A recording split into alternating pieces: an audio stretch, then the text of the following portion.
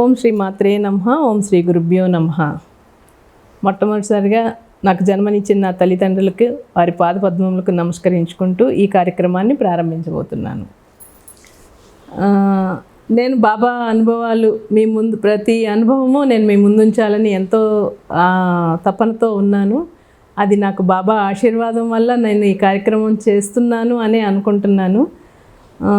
నా అనుభవాలు, నాకు ఇప్పటివరకు జరిగిన అనుభవాల్లో ఎంతవరకు బాబా పాత్ర ఎలా ఉందనేది ప్రతిదీ నేను విశదీకరించాలని అనుకుంటున్నాను. నేను మొట్టమొదటిగా అసలు బాబా పూజ ఎలా చేసుకోవాలి ఏంటి అని చెప్పి నాకు నేనుగా ఆలోచన పరుచుకొని నాకు ఇష్టమైన విధంగా నేను బాబాకి పూజ చేసుకుంటూ ఉండగా నేను అనేక దేవాలయాలు, బాబా దేవాలయాలు సందర్శిస్తూ ఉండేదాన్ని. చిన్నతనంలోనే నేను ఇదంతా కూడా నాకు బాబా అనుగ్రహం కల్పించారు. ఎప్పుడు చూసినా కూడా బాబా గుడికే వెళ్తూ ఉండేదాన్ని. అక్కడ నాకు ఒక పుస్తకం, సాయి సూక్తులు, శ్రీ అమ్ముల్ సాంబశివరావు గారు రాసిన పుస్తకం ఒకటి నాకు సాయి భక్తులు అందించారు. అందించినప్పుడు నాకు సరే ఈ పుస్తకం ఏంటా, దీనిలో ఏంటి వివరణ అని చెప్పి అనుకున్నాను. అది ఇంటికి వచ్చి నేను చదవడం మొదలెట్టాను. ఏం లేదు, ప్రతి ఒక్కొక్కటి 880 సందేశాలు ఉన్నాయి అందులో. ఫస్ట్ మొదట వివరణ ఎలా ఉందంటే, మీరు ఏదన్నా ఒకటి అనుకొని ప్రతిరోజు మీరు ఒక సందేశం తీసుకున్నారంటే ఆటోమేటికల్లీ, అంటే రెగ్యులర్గా ప్రతిరోజు బాబా మీతో మాట్లాడుతున్న అనుభవం మీకు ఎదురవుతూ ఉంటుంది అని చెప్పి ఒక వివరణ ఉంది అందులో. నాకెందుకో చాలా ఆనందం కలిగింది. సరే, బాబా నాకు ఏదైతే అనుభవం ఇవ్వబోతున్నారా అని చెప్పి అనుకున్నాను. అలాగే నాకు చాలా అనుభవాలు అయినాయి ఆ పుస్తకం ద్వారా. ఒక్కొక్క సందేశానికి ఒక్కొక్క లీల చూపించడం జరిగింది బాబా గారు. నేను అలా సరే, ఇన్ని సందేశాలకి నాకు ఇన్ని లీలలు జరుగుతున్నాయి, నేను ఒక పుస్తకం రూపంగా రాయాలి అని చెప్పి నేను మనసులో అనుకున్నాను. నాకు ఎటువంటి కవితలు రావు, కవిత్వాలు రావు, నాకు ఎటువంటి షోడశోప పూజలు కూడా తెలియదు. కేవలం బాబా గారిని నమ్ముకొనినే ఉన్నాను నేను. ఇలాగ ఈ పుస్తకాలు రాస్తాను అని చెప్పి కూడా నేను కల్లో కూడా ఊహించలేదు. బాబా గారు చెప్పేవారు, నాకు సందేశంగా చెప్పేవారు, నువ్వు ఆధ్యాత్మిక గ్రంథాలు చదవడం కానీ రాయడం కానీ జరుగుతుంది అని చెప్పని అన్నారు. అయ్యో బాబా, నీ గురించి నాకు రాసే శక్తి నాకు ఇస్తావా తండ్రి, నేను అంత అర్హురాలినా అని చెప్పి నాలో నేనే అనుకుంటా ఉండేదాన్ని. ఎందుకో ఇన్ని సందేశాలుకి లీలలు జరుగుతున్నప్పుడు అది ఒక పుస్తక రూపంగా ప్రచురించాలి అని చెప్పి నేను అనుకునేదాన్ని. ఎటువంటి అనుభవం కూడా నాకు లేదు. 2013లో చెన్నైలో మా బాబు ఇంజనీరింగ్ చదువుతున్నప్పుడు నాకు బాబా పూజ చేసుకుంటుండగా నాకు ఒక ఆలోచన అనేది కలిగింది. ఎలాగంటే, ఒక బాబా ఇన్ని లీలలు చూపిస్తున్నారు కదా, ఇవన్నీ కూడా నా పుస్తక రూపంలో ప్రచురిద్దాము. నాకు ఎంతోమంది గురువులు దర్శనం చేసుకోవడం జరిగింది. నాకు వారి అనుభవాలను కూడా నేను ఆ పుస్తక రూపంలో పొందుపరచాలని చెప్పి ఎంతో తపంతో ఉన్నాను. కానీ ఈ పుస్తకాల్ని ఒక పరిపక్వతకి తీసుకురావాలి అనటానికి నాకు ఉన్నది కొద్ది అనుభవం మాత్రమే.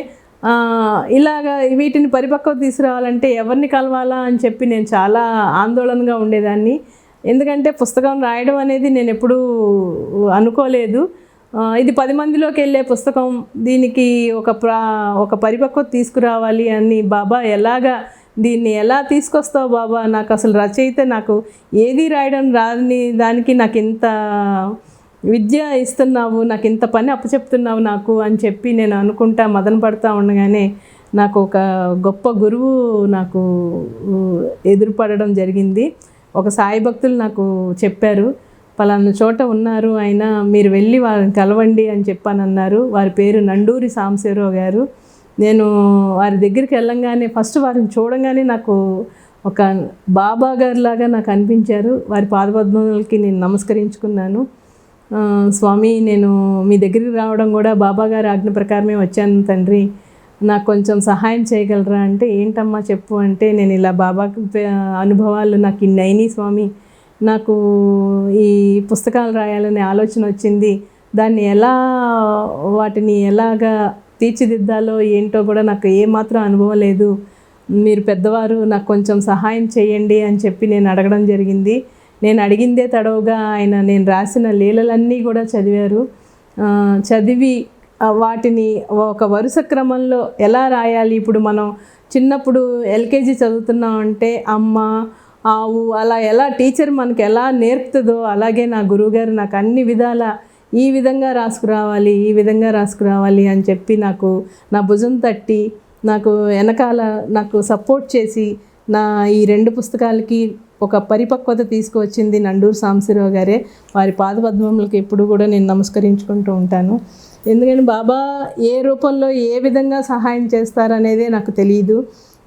అలాంటి పెద్దవారు వారి అనుగ్రహంతో నేను 2013లో శ్రీ సాయి లీలా తరంగిణి ప్రచురించాను. అది బాబా గారు చేసిన కార్యక్రమే, నేను చేసింది కాదు. ఈ నేను అనే అహం అనేది ఎప్పుడూ ఉండకూడదనే నేను అనేది అనటం లేదు. ఇది ఏది చేయించినా కూడా బాబా గారే చేయించారు అని చెప్పేసి అనుకుంటాను. అలాగే 2015లో శ్రీ సాయి వేదం అనేది ప్రచురితమైంది. ఇదంతా కూడా బాబా భుజం తట్టి నాకు ఈ పుస్తకాలు ఇలాగా ప్రాచుర్యానికి రావడానికి కారణం కూడా బాబా గారే. నేను అనుకోలేదు, రాస్తానని అనుకోలేదు, ఇలా పబ్లిక్లోకి వస్తాయని అనుకోలేదు. ఒక 1000 ప్రింట్లు వేయించే శక్తి కూడా ఇచ్చారు. ఎలాగంటే అసలు నాకు అసలు పుస్తకాలు ప్రింట్ చేయడానికి కూడా నాకు అవకాశం లేదు అప్పుడు. ఎలాగ బాబా ఈ కార్యాన్ని ఎలా చేస్తామంటే కూడా నా బంధువు రూపంగా కానీ, నా తల్లిదండ్రుల రూపంగా కానీ, ఎవరైనా కూడా నాకు నా స్నేహితుల సహాయంగా కానీ, నాకు అసలు జీరో బ్యాలెన్స్ ఉన్నప్పుడు 1 వీక్లో నాకు ఈ పుస్తకాలు నేను ఇలాగ ఈ కార్యక్రమాన్ని నేను తలపెట్టాలి అనుకున్నప్పుడు బాబాగారు నాకు 1,10,000 రూపాయలు నా అకౌంట్లో పడేటట్టు చేశారు అందరి సహాయంతో. వారందరికీ కూడా ప్రతి ఒక్కరికి కూడా నా కృతజ్ఞతలు తెలియజేసుకుంటున్నాను. నేను ఈ పుస్తకాలు ప్రచురితం అయ్యాక నేను ఎవరి దగ్గర కూడా అసలు ధర పెట్టలేదు. ప్రతి ఒక్కరికి కూడా నేను ఫ్రీగానే పంపించాను. ఎందుకంటే బాబాగారి మీద వ్యాపారం చేయడం అనేది నాకు ఎటువంటి ఆలోచన లేదు, ఎప్పుడు కూడా ఉండదు. చాలామంది అడిగారు, మేము మీకు డబ్బులు పంపిస్తాము పుస్తకానికి ప్రచురణకి ఏమన్నా కావాలంటే పంపిస్తామంటే కూడా నేను ఎవరి దగ్గర కూడా ఎటువంటి పారితోషికం తీసుకోలేదు. నాకు ఎటువంటి పారితోషికాలకి ఎటువంటి ధనానికి కూడా నాకు సంపాదించాలి, బాబా పేరు మీద ఇంత ధర పెట్టుకోవాలి అనే ఆలోచన అనేది అసలు నా మనసులో రాలేదు. నేను ప్రతి ఒక్కరికి కూడా సాయి లీలా తరంగిణి ఫ్రీగానే ఇచ్చాను. ఇప్పుడు శ్రీ సాయి వేదం కూడా నేను ఫ్రీగానే పంచుతున్నాను. 8 సంవత్సరాల తర్వాత ఇప్పుడు ఈ శ్రీ సాయి వేదం ఇంత ప్రాచుర్యంలోకి తీసుకురావడానికి కూడా బాబా గారే కారణము. నాకు ఎటువంటి ధర కూడా నాకు అవసరం లేదమ్మా, ఇదంతా బాబా చేయించిన కార్యక్రమమే.